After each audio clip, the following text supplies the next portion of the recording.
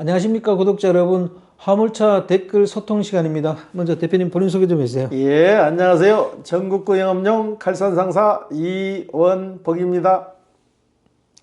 네, 대표님 그 화물차 댓글을 보고 있으면 화물차 하시는 분들이 진심을 담아서 댓글을 달아주시는 것 같아요. 저도 느끼는 게 절박함하고 네. 진실성이 댓글에도 느껴져요. 네. 예, 예.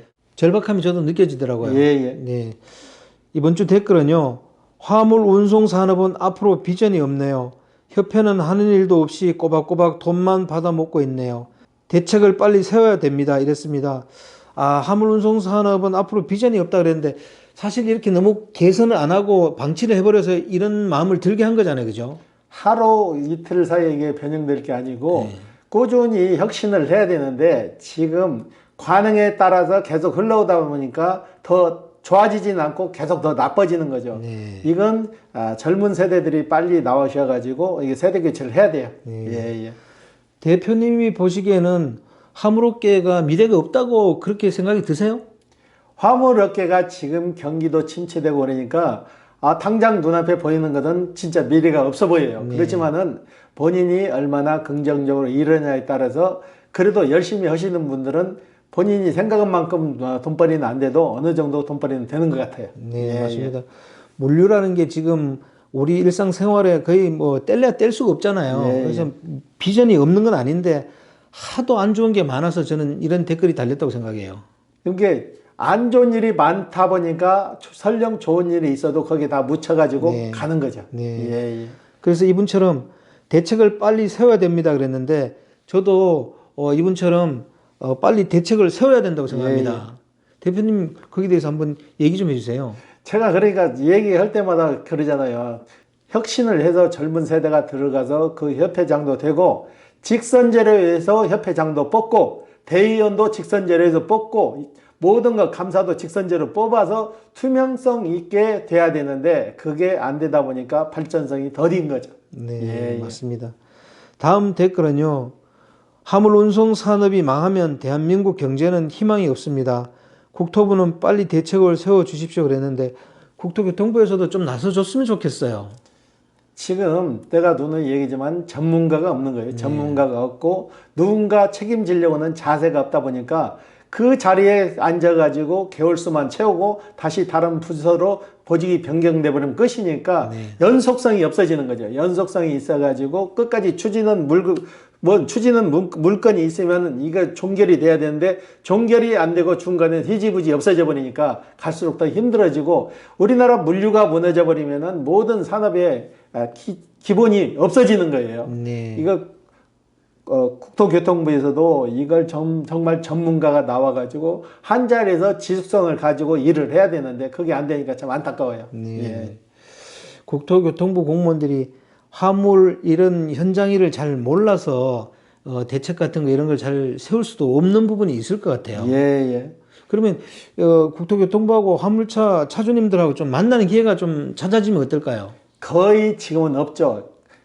국토부 관계자들이나 화물 하시는 분들을 만나서 간담회도 하고 해야 되는데 그 중간에 낀 게 협회예요. 화물 하시는 분들을 직접 만나는 게 아니고 협회 관계자들을 만나가지고 협회 관계자들이 본인 의사들을 분명히 전달을 안 하니까 만나나 마나 하는 게 되는 거죠. 예, 예. 저는 국토교통부하고 화물차 기사님들이 어느 공간을 빌려서 좀 자주 만나는 게 필요하다고 생각합니다. 그렇죠. 만나가지고 무제한 토론으로 해가지고 거기에서 뭔가 핵심을 찾아내야 되는데 그게 안 되잖아요. 만나봤자 협회 만나가지고 협회장이나 몇몇이 모여가지고 머리를 맞대고 하는데 협회장들도 다 지금 나이 드신 분들이 하고 있다 보니까 모든 혁신이 있냐고요. 그냥 구태연한 그 사고방식으로 계속 만나서 땜빵식으로 나가서 뭐를 하고 왔는지도 저는 모르겠어요. 뭐가 하고 왔으면 뭐가 결론이 우리가 국토부에서 만나가서 뭐를 의견을 제시하고 뭐를 얻어내고 뭐를 조율했다는 게 그게 명확한 게 없잖아요. 지금 차고지 문제만 해도 돼요. 차고지 문제만 해도 우리 대형차 하시는 분들 지금 어마어마한 손실을 보고 있잖아요. 주차장 확보도 안 해주고 그놈은 주박자 딱지는 맨날 띄고 프랜카드 걸어놓고 그런데 차고지 확보 안 된 상태에서 그거 무슨 의미가 있냐고요. 그리고 이면도로야 심야 시간대에 이면도로에 주차해도 얼마든지 가능한데 그걸 왜 안 풀어주고 자기네들 편리한대로만 행정을 가져가니까 힘들어지는 거예요. 그리고 주차장 제도도 그래요. 1년에 한 번씩 차고지 주차장을 끊어서 갱신을 해야 되는데 되지도 않는 차고지 주차장이 무슨 의미가 있냐고요. 서류상의 주차장 가지고 기사분들한테 금전적인 손실을 주지 말라는 얘기죠. 필요도 없는 차고지 증명서 끊어서 1년에 한 번씩 갱신을 해야 되는데 그 차고지 증명서 끊은 주차장이 그 차가 가서 될 수가 있냐고요. 서류상의 차고지라고요. 이런 것은 과감히 없어야 되는데 협회에서 나서서 이런 걸 타파를 해야 되는데 타파가 안 되잖아요. 네. 예. 이렇게 국토부하고 만나면 물론 화물차 기사님들 하는 얘기가 듣기는 싫을 겁니다. 그런데 그 얘기를 듣고 있다 보면 이분들이 뭘 원하는지 그거는 알게 될 것 같아요. 그럼요. 예. 네, 자주 만나야 된다고 저는 생각합니다. 다음 댓글은요. 국토부가 문제라 수수방관하지 말고 화물 대란 오기 전에 제발 조치를 해주시기를 이랬는데 저도 항상 마음속에 이런 생각이 있습니다. 만약 지금 이렇게 화물업계를 방치하면 베이비붐 세대가 은퇴하는 향후 10년 이후에는 화물 물류 대란이 올 것 같아요. 올 수밖에 없는 거죠. 지금 기존에 있는 분들이 현상 유지를 하기도 못 오고 있는데 누가 신규 진입을 해서 활성화를 시킬 수 있겠냐고요. 네. 젊은 층이 와가지고 혁신해서 활성화를 시켜야 되는데 기존에 있는 게 다 무너졌는데 누가 나서서 그걸 다시 만들어서 세울 거냐고요. 네, 맞습니다.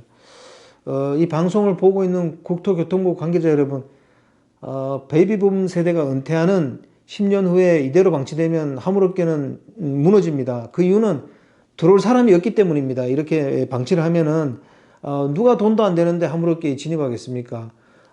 이미 화물업계도 고령화가 많이 진행됐기 때문에 지금 이 시기를 놓치면 저는 안 된다고 생각합니다. 그래서 대책을 좀 서둘러 주시기를 부탁드립니다. 다음 댓글은요.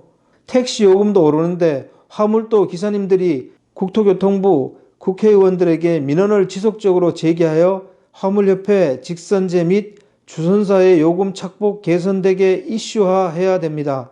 국회의원들이 현실을 모를 겁니다. 그랬는데 택시 요금은 오르는데 화물 요금은 안 오르는 거 이것도 정말 이상해요. 화물 요금이 안 오르는 게 아니고 주선사에서 그 금액을 다 착복해 버리니까 안 오르는 거죠. 만약에 주선사에서 받은 오다 다 오픈하게 하게 되면은 물류비는 틀림없이 올랐는데 지급되는 금액이 주선사에서 칼질을 해버리니까 기사분들한테 전달이 안 되니까 그런 형성이 나는데 이거는 근본적으로 주선사법을 개정해야 되는 거지. 그리고 지금 우리나라 요금 체계가 주선사법 요금에 따라서 끌려가는 거지 국토교통부의 데드라인에서 요금이 책정되는 게 아니에요.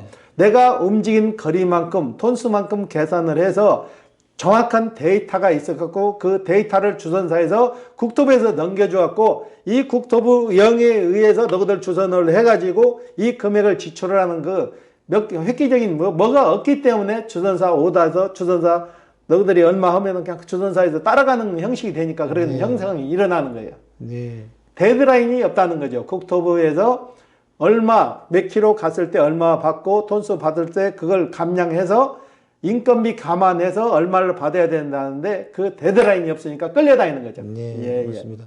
다음 댓글은요. 화물 기사님들 주선면허 사서 영업해서 본인이 직접 하세요? 이런 댓글 달았습니다. 저번에 아마 이 영상에 나가서 이런 댓글 달린 것 같은데 이거 가능하다면서요? 본인이 자본금만 어느 정도 있으면은 본인이 거래처만 확보하면 가능한데 주선 면허값이 좀 비싸요. 한 6천만 원 하고 일 보내면은 기사분님들 먼저 성금을 줘야 되잖아요. 유상일도 있고 선불도 줘야 되는데 어느 정도 일정 금액의 자본금이 있어야 돼요. 대표님 다음 댓글은요. 24년 6월 가스차 사서 8개월 만에 미션 2번 내림. 일 못하고 차가 새 차 같지도 않고 서민이 타는 용도를 이따구로 이런 댓글을 달았습니다. 새 차도 이런 경우가 있나요? 그럼요. 그런데 이게 제조사에서 공개적으로 니콜을 해서 수리를 해줘야 되는데 공개 니콜을 우리나라는 진짜 안 하잖아요. 외국 같은 데는 판명 나면 바로 공개 니콜 들어가잖아요. 국내 소비자들 너무나 우습게 생각하는 거죠. 제조사에서. 너무 독과점이라 그래요. 지금 1톤 트럭 나오는 회사가 기아, 현대인데 어떻게 보면 같은 회사잖아요. 네, 같은 회사죠. 너무나 독과점이 앞서다 보니까 이런 현상이 나타나는 거예요. 네. 예. 안 그래도 수입도 뭐 별로 안 좋은데 이렇게 차가 계속 고장 나면 진짜 마음이 안 좋을 것 같아요. 일에서 버는 금액은 정해져 있는데 1년도 안 된 차가 가서 고장 나는데 AS 기간이 짧다 보니까 화물차 같은 경우는 AS 기간이 훅 가면 금방 넘어가 버린다고요. 그러면 그 이후에 본인 자비로 수리를 해야 되는데 AS 기간도 대폭적으로 늘려야 되는 거죠. 늘려가지고 뭐 5년이면 5년의 키로수도 화물차 같은 경우는 많이 뛰니까 한 50만 키로 해서 수리를 해준다든가 해서 차량 가격이 좀 높더라도 그만큼 수리되는 부분에 대해서 손실률을 줄여주는 게 맞는 거죠. 네. 예, 예. 이 화물 트럭이 서민의 발이잖아요. 좀 튼튼하게 만들어줬으면 좋겠네요. 튼튼하고 고장 없게 만들어가지고 우리 화물 기사님들 웃으면서 일할 수 있는 여건을 만들어줘야 되는데 지금 너무나 현대, 기아차 두 군데에서밖에 생산을 않다 보니까 너무나 형편없는 게 지금 눈앞에 보이잖아요. 네. 예, 예. 다음 댓글은 이거 전기차하고 LPG차 그 댓글입니다. 뭐냐면요. 전기차 3년 타다가 무상 넘버 반납하고 넘버 구입해서 LPG로 갈아탄 사람입니다. 전기차 정말 고생합니다. 영하로 떨어지는 겨울 날씨에는 100% 완충하고 짐 가득 싣고 100km 정도 주행하면 배터리 40% 남습니다. 내 차 배터리가 바닥났을 때 그 자리에 충전소가 있는 게 아니기 때문에 배터리 20% 이하로 떨어지면 그때부터 충전소 지도 검색하는 게 숙제입니다. LPG로 갈아타니 이제는 그 부분에서 매우 자유롭습니다. 완전 시골 면 단위에는 LPG 충전소가 없지만 읍 단위에는 LPG 충전소 거의 다 있습니다. 그랬는데 이분은 전기차 타다가 고생 많이 하셨나 봐요. 겨울에 충전 양이 딸리다 보니까 고생들 많이 하셨는데 제 개인적인 견해예요. 개인적인 견해인데 디젤 차를 너무 빨리 단종시켰다는 얘기예요. 네, 맞습니다. LPG 차량이 100% 개발이 끝나가지고 연비도 많이 나왔을 때는 LPG 차량도 당연히 가능한데 지금 디젤 차량을 너무나 빨리 단종을 시켜서 LPG 차량으로 대체를 했는데 LPG 차량 지금 성능이 제 성능이 안 나와요. 한 번 충전하게 되면은 리터당 6km에서 7km 정도밖에 안 나오는 걸로 알고 있거든요. 전기차에서 몇백만 원, 몇천만 원씩 지원해서 지원금 주지 말고 LPG 차량이나 디젤 차를 지속적으로 생산해서 그 분야에 대해서 더 지원을 해주는 게 맞는 건데 전기차에만 너무나 치우치다 보니까 그런 현상이 나타난 거예요. 그렇다고 전기차가 그만큼 제 성능을 내는 게 아니잖아요. 네. 내가 보기에는 디젤차를 너무 빨리 단종시킨 것 같아요. 네. 예, 예. 지금은 선택지가 없으니까 전기차하고 LPG차 중에 선택을 해야 될 거 아닙니까? 그죠? 예, 예. 그러면 화물하시는 분은 LPG가 맞는 것 같아요. LPG를 선택하는 게 맞는 거고 디젤 차 같은 경우도 요소수를 집어넣어 가지고 매연을 많이 절감 계산했기 때문에 충분히 더 디젤 차로 갔어도 되는데 너무나 제조사에서 빨리 단종을 시킨 것도 문제죠. 네. 예, 예. 이분 댓글 보면 배터리 20% 이하로 떨어지면 그때부터 충전소 지도 검색하는 게 숙제입니다 그랬는데 엄청 그때부터는 다급한가 봐요. 불안하죠. LPG 차량만 타도 그러잖아요. 전에는 지금 LPG 충전소들이 많이 생겼지만 네. 전에는 LPG 차량만 해도 연료에 불이 딱 들어오게 되면 벌써 급해지잖아요. 네. 어느 충전소를 빨리 찾아가서 주유를 해야 되는데 근처에 충전소가 없으면 이것도 문제잖아요. 네. 예, 예. 요즘 LPG 충전소는 거의 다 있는 것 같던데요. 그러면요 지역마다 LPG 충전소는 많이 생겼어요. 네. 예, 예. 다음 댓글은요. LPG 봉사미로 수도권 중거리 운행 중입니다만 점심 먹을 시간도 없습니다. 그런데 만약 전기차였다면 중간에 최소 1시간 정도는 충전해야 되는데 답 나오죠. 소형 용달은 점심 먹으면 하루 4건 할 거 3건밖에 못해요 그랬는데 이게 LPG 차로 하기 때문에 4건 정도 가능하다는 얘기잖아요. 그죠? 그렇죠. 근데 전기차로도 잘 하시는 분 봤어요. 네. 저희 지금 선탑해 주시는 분이 전기차로 운영을 하고 있거든요. 네. 이분 매출이 굉장히 고공행진을 하고 있어요. 네. 이분도 제가 조만간에 우리 유튜브 촬영에 모셔가지고 한번 촬영을 할 건데 그분의 노하우를 한번 전기차 하시는 분들도 한번 들어보는 것도 답이 좀 될 것 같아요. 네. 예, 예. 전기차로 어떻게 그렇게 일할 수가 있죠? 이분 같은 경우에도 굉장히 전기차로 일을 잘 하셔가지고 저희 지금 선탑을 하시거든요. 네. 선탑을 하시는 분인데 이분을 모셔가지고 그 과정을 한번 설명을 들어야 될 것 같아요. 네. 하여튼 전기차는 아무래도 배터리 용량 제한이 있으니까 이런 문제가 있는 것 같습니다. 네. 다음 댓글은요. 정말 요즘 2월 28일 기준 화물 단가 완전 박살입니다. 결제도 늦고요. 이달 카드 결제 걱정해야 되는 상황입니다. 요즘 여유 자금이 바닥이네요. 이랬습니다. 요즘 화물 경기가 너무 안 좋은가 봐요. 우리 사장님만 그런 거 아니고 네. 화물 하시는 분들 누구나 다 그래요. 네. 제때 이러고 요금 못 받고 이 문제를 빨리 해결하지 않으면은 이런 현상은 지속적으로 계속될 거예요. 그래서 현장 결제를 우선순위로 해서 국토교통부에서는 우선순위로 해서 법제화를 시켜야 될 것 같은데 이게 안 되니까 참 안타까워요. 네. 이분 댓글에도 있듯이 현장 결제가 안 되니까 본인 카드로 다 대금을 내야 되는 거잖아요. 예, 그렇죠. 그러다 보니까 지금 이 댓글 쓰신 것 같아요. 그죠? 현장 결제 이거 왜 안 되는 걸까요, 정말? 이게 잘못된 관행에 따라서 그게 오다 보니까 지금까지 흘러왔는데 이거 혁신적으로 타파를 해야 되는데 내가 마지막 유튜브 말미에 제가 정확한 해결책을 제시하겠습니다. 네. 대표님, 택시하고 화물차가 너무 비슷하잖아요, 일하는 게. 근데 택시는 현장 결제를 다 해도 다 수긍하는데 왜 화물차는 현장 결제를 안 해주냐고요. 이러는 것도 더 힘들고 악조건 속에 이러는데 대금마저 못 받으니까 이중고, 삼중고를 겪는 거죠. 화물 단가도 완전 박살입니다 그랬는데 화물 단가도 정말 안 좋은가 봐요. 네. 마지막으로 대표님 하신 말씀 있다면서요? 지금 협회가 가장 문제점이 큰데요. 협회를 지금 직선제로 뽑지를 않고 있어요.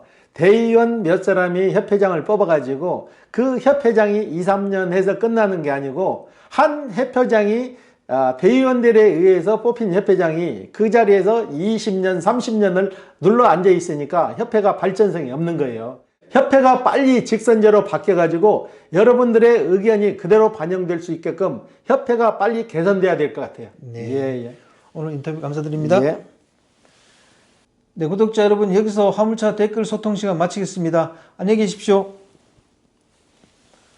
호호 아지였습니다.